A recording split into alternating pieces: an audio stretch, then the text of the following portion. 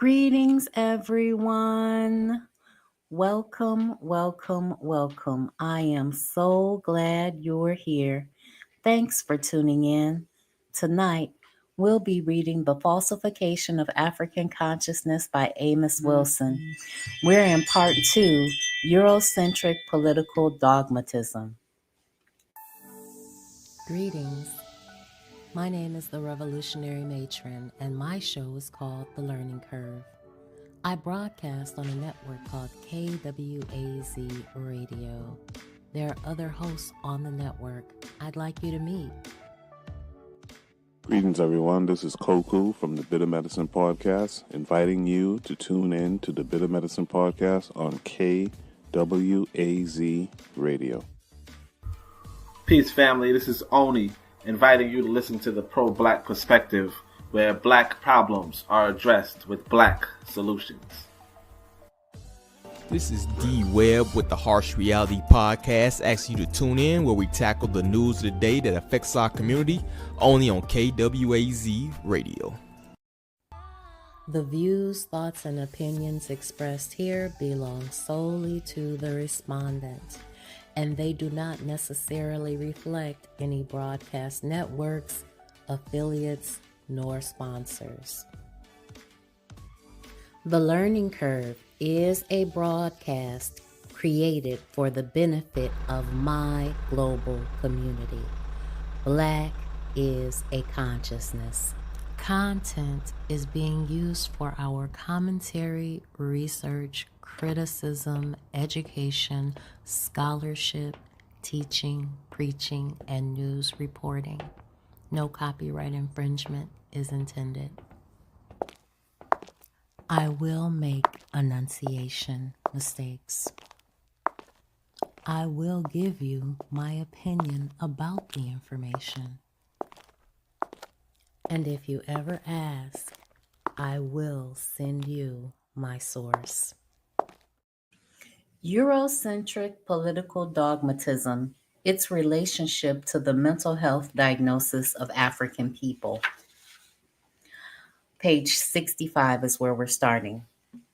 A major departure of Black psychology from Eurocentric psychology or white psychology is the fact that Black psychology is openly and consciously political and recognizes that the very basis for what we might call mental problems and other kind of problems in the Black community is the political structure, the Eurocentric structure that is present in America and present in the world. Eurocentric psychology, while offering us some information of value, is somewhat limited in the fact that it generally starts from the standpoint of the so-called family and sees the family as the cause of mental illness, juvenile delinquency, educational problems, and so forth. It examines the mother-child relationship as the basis for the personality orientation of the patient. However, we must recognize, as African people, that this approach is inadequate primarily because it appears to be relatively non-political. The political economic necessity of madness. While mental problems, juvenile delinquency, and other problems may flow from family relations, we must recognize that relations existing within a family structure are themselves shaped by the political situation in which they are embedded. Greetings, Forecast. How are you this evening? I'm so glad you're here.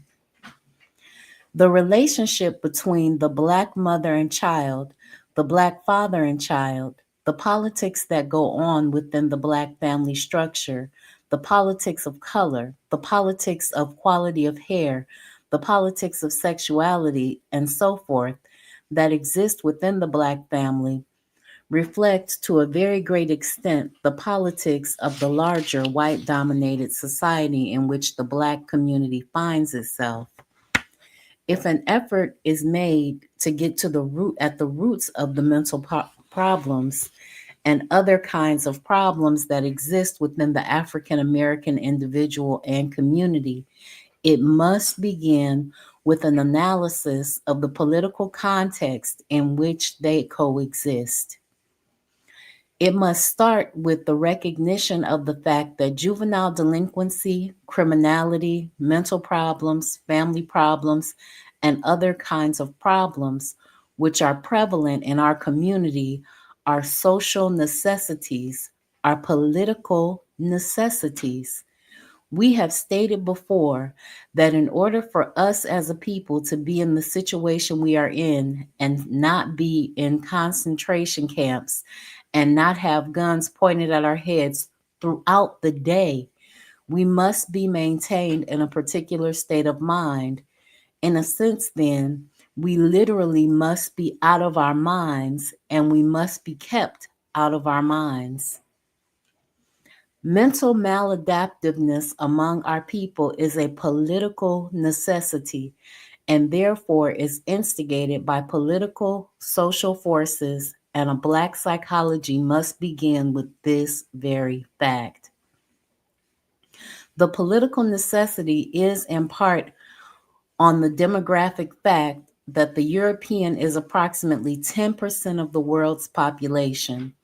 The European inhabits only a small part of this globe. The parts of the globe that the European occupies are relatively resourceless when compared to those occupied by non European people. And yet, the European is saddled with great wealth, economic, and political power. He controls the globe and maintains the world in a state of terror and has the earth now on the brink of suicide.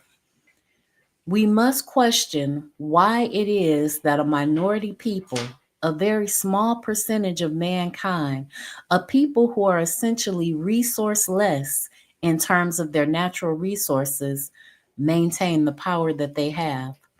Why is it that the peoples whose lands contain the wealth of the earth are the poorest people? Why is it that Africa has some 20 or 30 strategic metals that make the space age possible?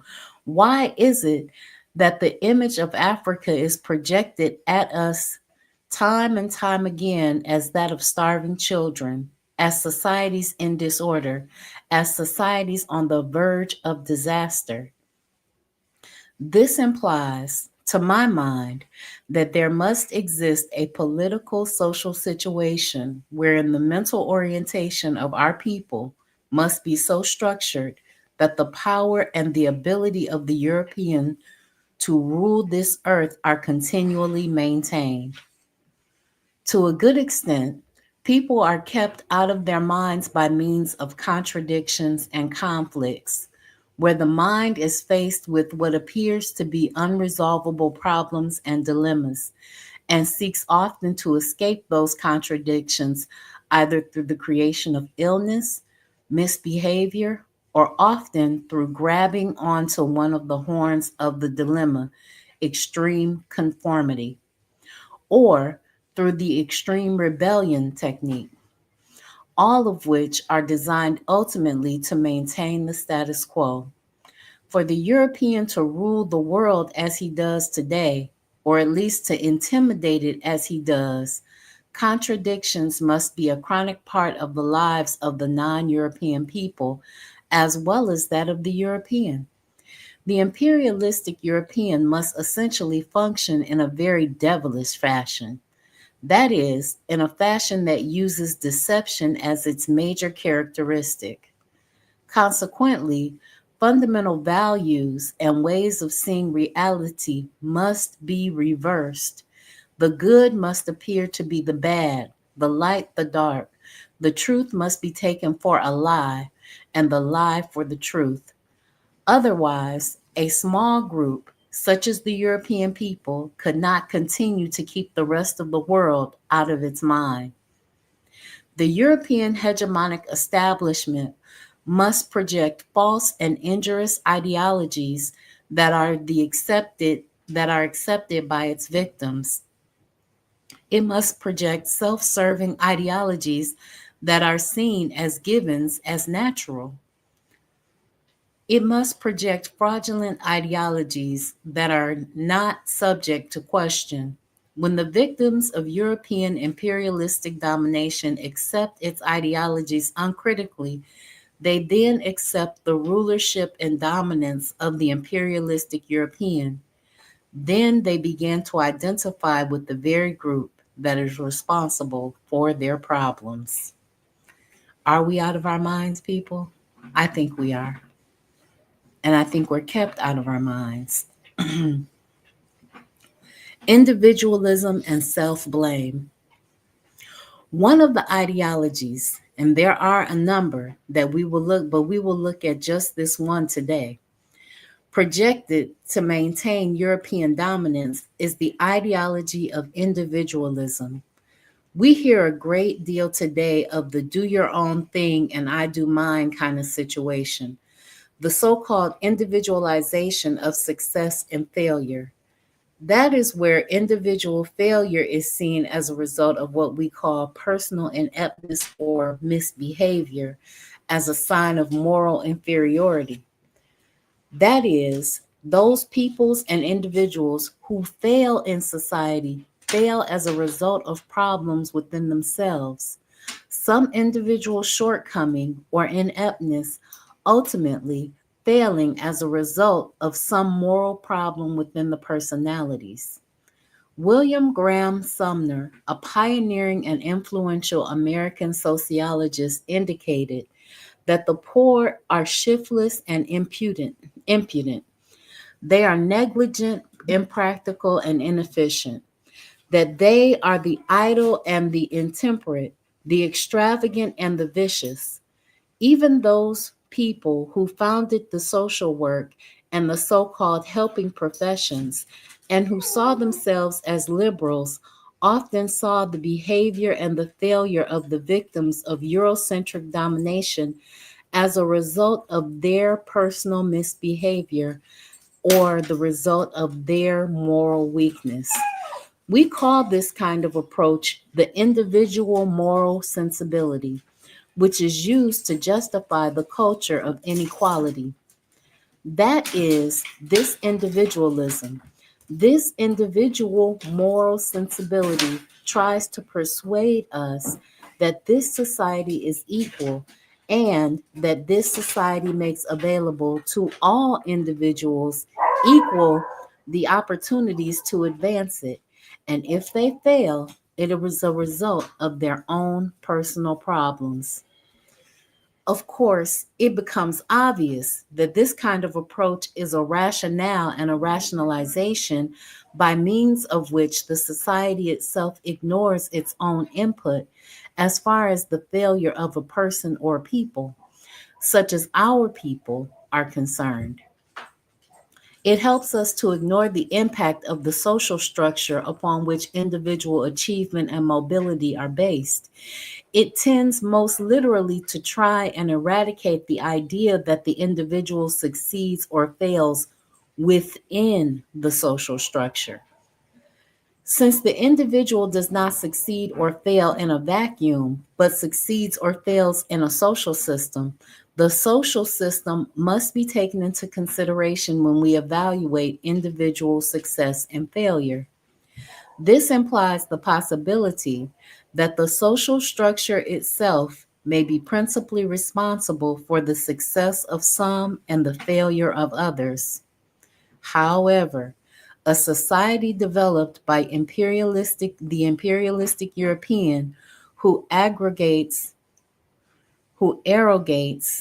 to himself that dominance and rule over the vast majority of the people cannot afford to truthfully and honestly look at the possibility that it is the structure of the Eurocentric society itself which greatly influences the individual and group fates of other peoples. While many of our liberal friends may not see the so called success or failure or the condition of our people as a result of a moral problem, and they would possibly argue that the poor are no more morally decrepit than the middle class or the upper class are, They still tend to maintain the social status quo in a modified form of projecting a kind of scientistic ideology, one that appears at first to be neutral in its orientation. This ideology speaks of such apparently neutral things such as the psychodynamic makeup of the individual. It speaks of weak egos, lack of personal integration, conflicts between the id ego and the superego, the dark side of the personality overtaking the light side of the personality. All kinds of systems, names, and intrapsychic mechanisms are invoked to explain the subjugation of some people and the domination of others, the so called success of some and the failure of others. We hear sociologists talk about the cultural commitments, in other words, those who are committed to mainstream values and mainstream behavior as against those who belong to the ostensible culture of poverty, who have absorbed a different system of values. They offer us family background and they offer us various types of child rearing approaches that presumably do or do not prepare the individual to deal with middle class white society. Family backgrounds and approaches to do or not do or do not, and approaches which do or do not provide the individual with the ability to solve his or her social problems.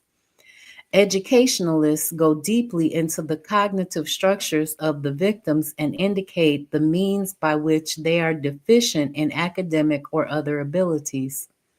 Social psychologists offer us explanations in terms of interpersonal competence and behavior and the failure of communications to occur between family members and other people. We get a host of definitions and a host of explanations.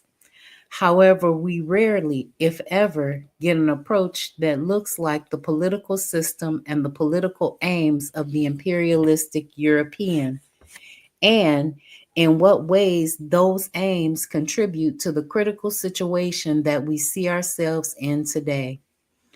American social scientists, especially psychologists and sociologists, are the so-called helping professionals, come to the aid of European domination with what we call deficiency explanations.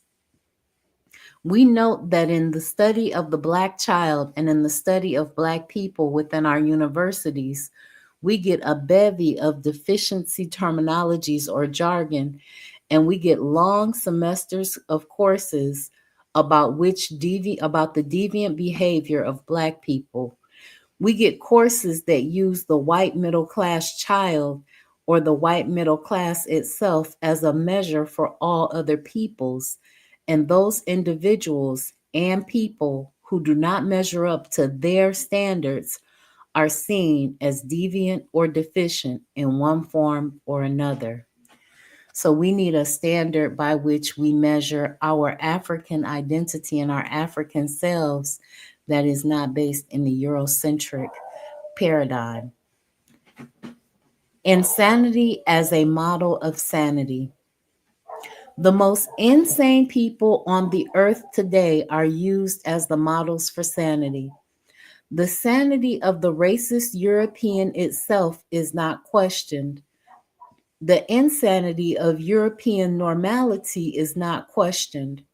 The possibility that what we call normal is itself insane is not questioned.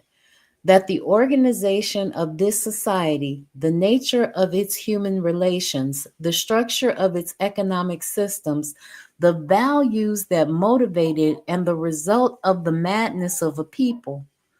Have we ever taken time to step back and step out of our normal minds for a minute and look at the madness that exists around us?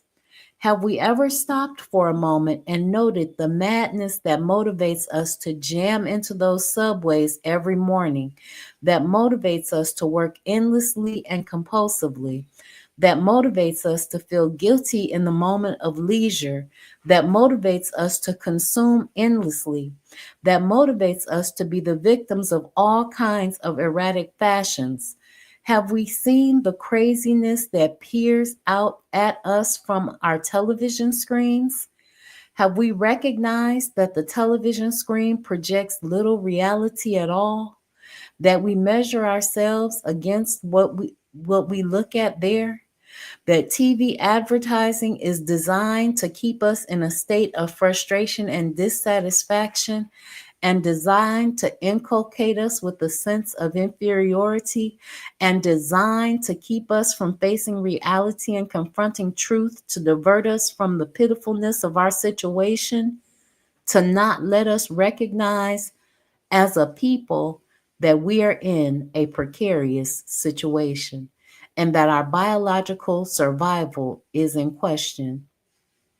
We sit in front of the TV set and look at those little families whose members are so polite to each other, who are so witty, who wait for each other to get through speaking before speaking themselves, who lay in just the right line at just the right time, and who resolve their problems neatly and beautifully, and assume that they represent the typical family, which they don't.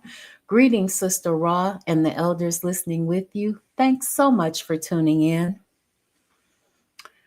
What would happen if we really saw it like it was on TV? You know, families where people really go upside down each other's heads, cut each other's heads off.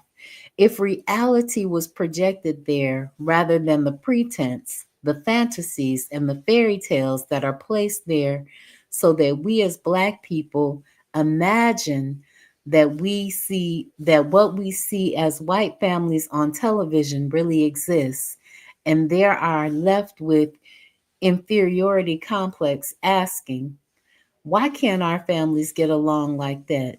Be sweet to each other like that? Be concerned with each other like that?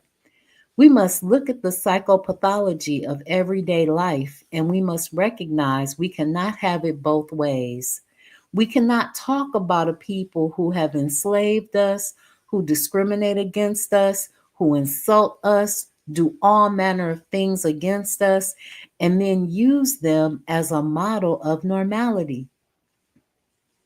We cannot use these people who are criminals, who have the world on the edge of suicide, who are now getting ready to negotiate how many bombs they are going to keep for destroying the earth, how they are going to distribute death to the rest of the world as models for reality and normality. Sister Ron, the elders often say that TV be a programming and a conditioning against us as a people and us ourselves seen. These people, the Krush Crew, Khrushchevs, Chernovskovs, Brezhnevs, the killers of many hundreds of thousands of people, studied them. Study the hierarchy of the Russian Empire that rules over Poland and Yugoslavia and the nations of Eastern Europe. I don't give a hoot whether they are Marxists, Leninists, or anything else, but I know that they are as human beings. I know what they are as human beings, and we know the behavior that they have exhibited in the name of their political philosophies. We know that imperialist Europeans stole nations and destroyed hundreds of thousands of Amerindians, Africans, and other peoples, and whose very step in other people's nations has done little but destroy the local people, drive them out of their minds, destroy their cultures, and rob them of wealth. And yet, these people are held up as normal and are used as the standard against which we measure ourselves as a people, and are used as models for us to determine the way we wish our children to behave. Again, the European cannot be the standard.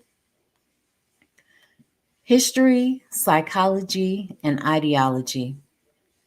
If we look at the history of the European imperialists, we see their psychology. As I have said on numerous occasions, the psychology of the rulers of this world, the psychology of the Eurocentrically oriented people, is not in the psychology books, but in the history books. And one merely needs to read their history to get at their psychology. And that history, of course, is not written by me, not written by Black scholars. It is not written by us prejudiced nationalists. It is written, of course, by the imperialists themselves, and therefore is a form of self indictment, and it is there for all to see. It is the admission in and of itself of the insane nature of the people who are in the control of the world today. We must recognize then that given the history and the desire on the part of the hegemonic European to maintain the status quo, the ideologies and other institutions created by them are created and maintained as a means of supporting the status quo itself. If we look at the European imperialistic history and find that history embarrassing and hurtful, then we are compelled to look at the ideologies that have flowed from that history. We cannot look and shake our heads in sadness at the enslavement of our people, the death and the killing of the Amerindians, the creation of the Holocaust weapons, the wars that have been perpetuated by an imperialistic people, and split that kind of information off from the ideologies put forth by those people. They are one and the same and are part and parcel of the same reality. And it is the attempt on our part, and this attempt by the system to segment and cut off these things one from another, to compartmentalize life and to compartmentalize reality, to that that to a great extent forms the basis of our mental, physical, and other kinds of problems that are existent in our community today. This system is one, then, that on one hand teases and provokes, and on the other hand denies.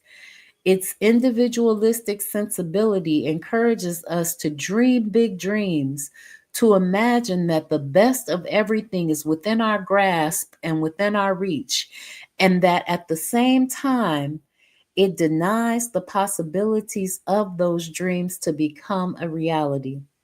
It tells our young teenagers that if they do not wear the right kinds of sneakers and the right kinds of jeans and possess the right kind of eyeglass frames on their faces, that they are nothing. It tells them that if they are not achieving, if they have not achieved along the lines of the society dictates, then they are worthless, and at the same time denies them the opportunity and that structure, the means by which the achievements can be attained. And therefore, our teenagers and we as adults are caught in a major contradiction, in a major dilemma. And when we fail to deal with it, we are then told that it is the result of some deficiency in our personality, some genetic problem, some subcultural problem. This kind of ideology, of course, is not only an ideology that rationalizes the status quo and removes the responsibilities from the social structures developed by Europeans and removes the responsibilities from that structure for bringing about the conditions inherent in the community and in the individual. It is also designed to drive us insane. So, this ideology is not merely a means of rationalizing the status quo, but it is also a projective means of creating an abnormal state of mind. Because when the individual is provoked to strive and then his legs broken at the same time and is told that it's his fault As the individual's self respect is threatened. The individual's identity is destroyed. The individual's self concept and self esteem are washed out. Once the victim accepts the ideology of individualism, he is then set, when he fails to make it within the system, to blame himself in a very destructive sort of way, to begin to question his or her competence, to doubt his or her ability, to doubt his or her worth, and ultimately to hate him or herself. But self hatred is not the only individual reaction. It becomes part of the social system because the individual who hates himself hates other people who remind him of himself. And therefore, when he looks out at his sisters and brothers, he also looks at himself.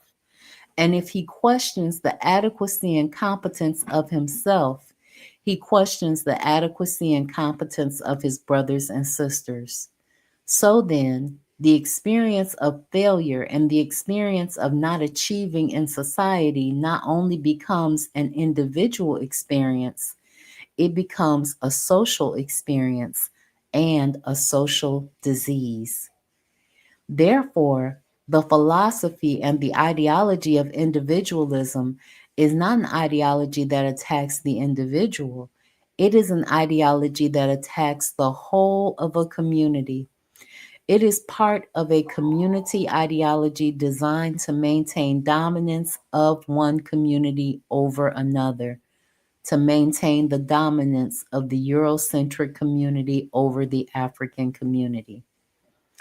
The individual who accepts the ideology of individualism and sees his failure to achieve as the result of some deficiency in his personality and thinks that opportunities exist and that if he merely had the right personality, he could make the best out of these opportunities, then the achievement does not occur. He is faced with a major contradiction. He is faced with what we call a sense of cognitive dissonance. That certain things do not jibe. Dissonance, contradictions, and conflicts are painful and hard to bear. They make life discomforting and hence motivate the individual to see the resolve, to seek to resolve the contradictions, to try to remove these contradictions and to put them out of existence. Wow. So, as you can see, the society is set up against us, and rugged individualism is their perspective that they project onto us, but it becomes an entire problem for all of our community because when you hate yourself because you fail within this social structure, then you will begin to hate the image of you, which ultimately are the people that look like you, and you take on destructive personalities and destructive behaviors within that community, trying to destroy them essentially because you were not able to be this rugged individual that this society and this social structure told you you could be. Coping with contradictions. There are a number of means by which we seek to resolve certain contradictions in our lives. We may excuse them by saying that the circumstances which have determined our lives, particularly the failure in our lives and beyond our control, are beyond our control. That is other people's who are totally that it is other people's who are totally responsible for the situation that we are in, and therefore we have no control over it.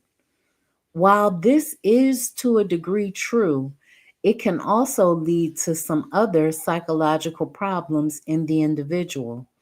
It can lead to the possibility that the individual becomes apathetic, gives up and resigns from life, gives up trying and begins to believe that he or she is powerless.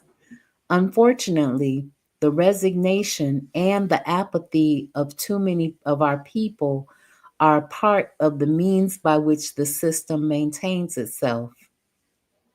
the fear of trusting and uniting with each other, the fear of coming together and solving our problems together, the belief that it is just not in us to unite and solve our problems and overcome the dominance of European imperialism itself becomes a part of the problem and helps to maintain the system. Others try to deal with the discrepancy between what the system says they can achieve and our failure to achieve by lowering their personal aspirations, by, in a sense, fitting into a lesser place in the society, into a lesser place that the society reserves for them. Others will try to inflate their achievements to inflate their personalities. We see many of us along the highways and byways being very boastful, being very egocentric, bragging a great deal, pumping ourselves up, pumping up even small achievements into giant achievements. We see it even infecting Black nationalist communities that buries itself in the great victory of Egypt and the great empires of Africa. Yes, I am speaking of the kind of historicism, historicism that has developed in this community as a means of not confronting reality, of people who live their lives in history and dig among the pyramids of Egypt and dig among the lost kingdoms of Mali and Songhai, and who build themselves a false pride and pump themselves up about the achievements of our history without facing the perils of current reality and preparing themselves for the future. The Black nationalist who makes us feel good and pumps us up and makes us gloat and glow about our great past and does not deal with the present and does not educate in terms of coping with the future and does not adequately prepare us to remove the European from power, to remove these insane people who are about to destroy the earth and life itself, is functioning in the interests of the status quo. And those people who holler about the devilishness of the white man, the evilness of the white man, and leave it at that, still are not necessarily performing a full service to our people. There must be other things involved. We see then many individuals blowing up minor accomplishments as a means of ignoring the realities of their situation. If accepting the truth about the situation of African peoples and other people in the world today means exposing the European himself, of course he is going to ignore that expose. I was on a radio program one night, and a lady told of how her child was left in tears because of a lesson that her white teacher was giving in slave history. That's amazing. What's amazing is that they can teach such history to our people.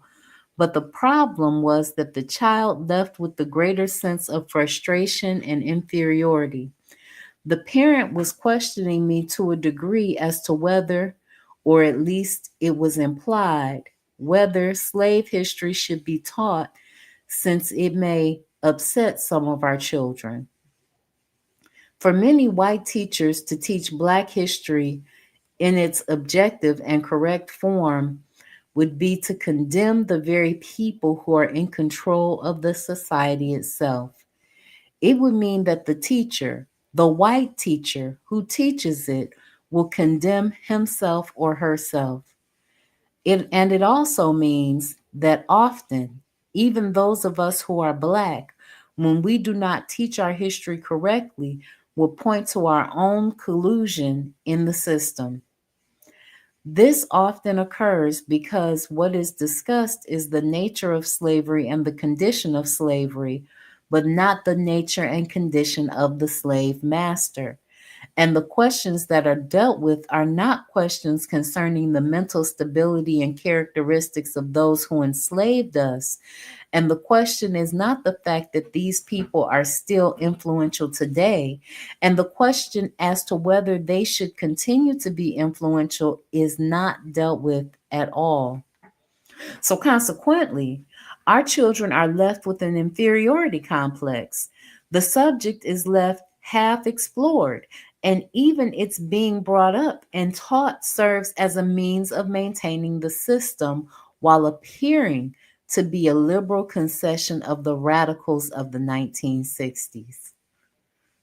We must recognize that many Americans have a stake in ensuring the continuation of the failure of large segments of its population, and particularly of the African American population. We must recognize that contradiction in this society is of major importance in determining the problems of our communities, that it is the people without love who talk about love most often. It is the people who are ready to go to war and have gone to war and destroyed hundreds of thousands who talk about peace. It is the people who destroy our children's minds in schools who talk a great deal about education. And we will see these kinds of contradictions going on and on repeatedly. We will even see in the very legal structure of the system its contradictions, which conspire to destroy those who are not a part of the ruling class or group. So, this system is full of contradictions that our Black children are forced to deal with each and every day. And we have to find a way to buffer them and protect them against it by giving them good Black history, by not letting them to over bloviate their accomplishments and not let them get lost in the greatness of Egypt and what Africa was, but what Africa is becoming, and to give them strategies to compensate for the onslaught of white supremacist ideologies that they're going to deal with in their everyday lives. Procedural liberties, personal restraints. The Constitution of the United States, as beautiful as it may sound, is ultimately an elitist document. The Russian Constitution is a most beautiful document when you read it. And yet, we see a minority of white Russians ruling over Muslims, other minorities, and other Europeans, despite what the Constitution says. The Constitution of our nation guarantees what we call procedural liberties, while not guaranteeing what we may call the real nitty gritty substantial liberties. What do we mean by that? It guarantees certain procedures will be followed, that we can go to court, that we will be heard before a so called jury of our peers, and so forth. But it does guarantee but does it guarantee freedom from hunger? Does it guarantee housing, health care, and true education? Does it guarantee full employment? Does it guarantee safe working conditions? Does it guarantee non polluted earth? Does it guarantee true equality and equal distribution of resources? The Constitution does not guarantee those things. It guarantees us certain procedural rights and rules. It says that when we go to the court, the same way the rich people go to court, that we can be heard in a court of law, that we must be read our Miranda rights upon arrest. But there is a difference between procedure and what actually happens. Certainly, we may be read our rights, and certainly we may go to court, but without the money to pay a good lawyer, what are we doing? Belonging to the wrong ethnic group, belonging to the wrong class while we go through procedure does not guarantee justice. Consequently, the justice and legal establishments become the very sources of injustice and illegality. We are then faced with the contradiction wherein the very law and order that was written into the Constitution becomes a double standard. I remember reading a phrase once that said, "The freedom of the press belongs to those who own the press." We thus can reiterate that the Constitution and the legal system in this society are not a neutral instrument, and that the law belongs to those who can write it and those who use it to control the resources of a society. Business crime is more damaging than most working class crime and so called lower class crime. As a matter of fact, we tend to not even see business crime as a crime itself, but instead as violations of codes, as not following procedure, even though it may rob people of jobs, it may rob people of their very lives. How many people from DuPont will be arrested and put in jail and locked away for killing those thousands of Indians? How many people will be destroyed or executed as a result of the stealing of monies of millions and millions of dollars from the general populace as a whole? Will Chase Manhattan Bank or be permit led out of business to go out of business? Or will Citibank for the mistake of making bad loans? No, they won't. What will happen? They will rob the very monies out of your pockets so that they may stay in business. It has been established that while robbery, burglary, auto theft, and larceny account for 15% of the theft against property, embezzlement, forgery, fraud, and commercial theft, the so called white collar crimes, are responsible for 78% of crimes against property. It's difficult for people to even see a so called top business executive as a criminal. The very concept of criminal has an image attached to it. We shall find, of course, that to a great extent, the image is a non European, non middle class, and non upper class, but is an image that portrays the so called lower classes or non Europeans. It is the interest It is of interest to note that Zaccaro, husband of the vice presidential candidate Geraldine Ferraro, could steal millions and pay $1,000 fine and continue in business, while our sons and daughters who may steal nickels are sent to jail and executed, done in, beaten, and assassinated by the police. We are gouged for rent and other kinds of things by the system, yet those that gouge us are perceived as pillars in the community. That's still true to this day. These are the kinds of contradictions that breed disrespect for the law and disrespect for those who enforce the law. It does not matter if the law is written in neutral terms. What really matters is whether the law is enforced non discriminately. And this society is one that is famous for writing beautiful laws which are enforced on a non equal basis. We recognize that the policeman is not merely an officer of the law, not merely there to enforce the law, but the policeman has discretion in enforcing the law and can determine when and under what circumstances, to a good extent, the law will be enforced and against what people, regardless of how that law is written. So, a law that may be on the books in a non discriminatory manner can be executed in a very discriminatory manner. Therefore, we recognize that the Black individual who exhibits the same so called behavior that is designated as criminal by a cop as a white individual is far more likely to be arrested, convicted, and jailed for that behavior. So a cop makes a determination based on the individual's race, upon the individual's sexuality, upon the individual's political and class characteristics as to whether to arrest, conviction, and so forth will take place. So we recognize that a law, even though it is written in neutral terms, may be used for the purpose of intimidation, harassment, a means of immobilizing individuals. The very charges against arrested individuals may depend upon the racial nature, the class, the politics of the individual's background.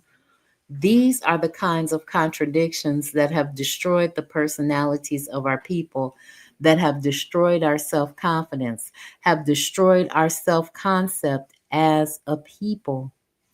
These contradictions, therefore, have created a psychic situation that is often diagnosed as neurosis and psychosis, that are often used as a means of maintaining a political system as such. We are talking about the new are we we are talking about the New York 8 here. We see again a system of law that is being used to enforce thought control, of people being arrested for so-called conspiracy for what they may or may not think. We see a system of law enforcement that spent a great deal of time and energy, that went on for almost 2 years, of eavesdropping into people's personal lives, placing electronic bugs all over the households of these people, putting eavesdropping equipment in every room, including the bathroom, that puts bugging equipment into our telephones, that picked up the conversations of not only those individuals who were supposedly involved in the conspiracy, but those other individuals who may have called and talked to them for various reasons. We see a system that generates a law that says you can now detain people without bail if they're perceived as some kind of major danger to the community. That soon after it passes, the law goes right out and arrests a group of people and comes prepared to destroy those people. We see a system that is not so much concerned with defending the individual as defending the group prerogatives of the state, and making certain that the state has a monopoly on the weapons, that the citizens are disarmed, not so much as a means of preventing citizens from killing each other, but as a means of keeping the citizens from killing the government and that rules over them. So when they come for your Second Amendment rights, then this is what they're talking about. They're trying to prohibit you from going up against the government. Greetings, KW Don 7. He says the 2008 credit crisis is not one banker went to jail and they got bailed out for billions. Yes, they got bailed out for billions of dollars, while hundreds of thousands, if not millions, of Black middle class homeowners lost the wealth that they had been able to accumulate in owning a home. They lost their homes. They got foreclosed on. They made bad loans, and they continued to make those bad, risky loans, package them up together and bundle them up together and sell them over and over and over again. And Black people wound up with nothing. Now, there were some Black people that were able to move into neighborhoods that they had not been able to move into before. So some Black people that had been in their home, in their family home for years, that had money, that wanted to move into white neighborhoods, got to move into white neighborhoods, which was interesting to see. But the bankers, by and large, they got nothing. They didn't go to jail. They got bailed out by the government. They didn't have to pay the money back. So the poor and working classes paid for them to be bailed out, and they got nothing in return. We must be aware of the European who discusses a lot of social issues in terms of individual behavior, such as, we don't want people out there taking the law into their own hands. It is the police that take the law into their own hands. When the police engage in racial discrimination, when the policeman beats, shoots, destroys, and kills our people in the streets. It is the police who are taking the law into their own hands, not the people themselves. It is the police who are the vigilantes for the establishment and for the maintaining the status quo. The situation is reversed. It is the police, then, who have the means of holding people hostage in jails and in prisons, and who harass people, and who lock our people in dungeons, and who exercise penalties and terrors. Who is going to guard the guardians of our so called law? We see the law, then, may not be the problem, it is the execution of the law. We see the law used as the means of repression and dissent. The police are used as the means of maintaining the social status quo and social order, not so much when a person is purportedly disturbing the peace, but where a person threatens to disturb the social system itself. Police officers often see Americanism as being equivalent to capitalism, that one cannot be American if one is not also capitalist. And therefore, to be anti capitalist is to be anti American. To be for a different system of distributing the wealth of the nation, which belongs to the nation, is to be anti American. To concern oneself with a more equitable means of distributing justice and freedom, to question the current system of inequality is to be perceived as un-American and a threat to national security. It is to be made fair game for repression and for the denial of the democratic rights that are supposedly guaranteed by the Constitution. We see that often the only crime many the only crime of many people, such as the eight, is to think in different terms and to talk about a different type of arrangement of social relations. But that speech and that thought laid the basis for their very rights to be taken away. The right of bail and other rights.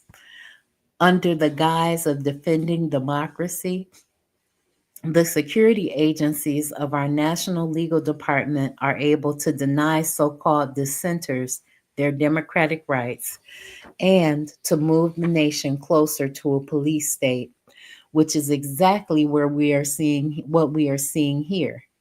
And therefore, we see telephones tapped, offices raided, records and funds of dissident organizations stolen by the police themselves. We see agencies of our law enforcement departments engaged in theft, breaking, and entering. We see agencies of the law engaged in threatening the members of nonconforming groups, maligning the reputation of those who dare to question the system, beating, murdering, and arresting and trumping up charges against those who dare to even think out loud or indicate that they are looking for other possibilities for dealing with the tremendous problems we have today. We see a system that uses its procedural rights, rights to a trial, the rights to a jury, the rights to go before a grand jury as a means of repression. Oh, the eight may win their case, but will they really win their case? Did Angela Davis really win her case? Or was the very process of fighting the charges, the years of energy, blood, sweat, and tears, the years and the money that went into the defense of Angela and others like her, the very means of repression expressing itself in the system? By the time these individuals get through fighting in the courts that allowed them to be heard before a jury of their peers, the issues and troubles over which they were arrested in the first place have often left them behind or have been destroyed by the very process itself. Their very arrest and their very going through the procedure even if the procedure is neutral and equal, still intimidates the rest of us and makes the rest of us conform because they make it too expensive to fight a case. So we have a system that may even free us and then congratulates itself. Oh, the system's work, doesn't it? But only after a course it works. But it is set up such that in the end, it will still attain the oppressive goals. You have the right to equal housing. The law says so. We even have agencies that we can complain to about being discriminated against. All of this is a setup. We have a right to move into any neighborhood we want to if we can afford it. Here is a system that grants these rights and simultaneously takes away the very means of fully exercising them. This is a system that uses all types of psychocontrols for law and order. Once we are arrested, once we are convicted, our rights are denied. We can now be subject to the electroshock, psychosurgery, etc. Recall that in the 60s, the 1960s, the dissidents who were a part of riot situations, those who protested against the oppression of Black people, were seen as sick. They were seen as having a problem, and one of the means proposed for dealing with the problem was to cut off parts of their brains, was to cut parts of their brains out, was to go directly into their skulls and lobotomize them because of a diagnosis of illness, and more than anything else, because of political diagnosis. Some of you saw the Amsterdam News, I believe. It came out Thursday. It discusses the experimentation on our people by the Federal Bureau of Investigations, the Central Intelligence Agency, and other agencies inside and outside of this country.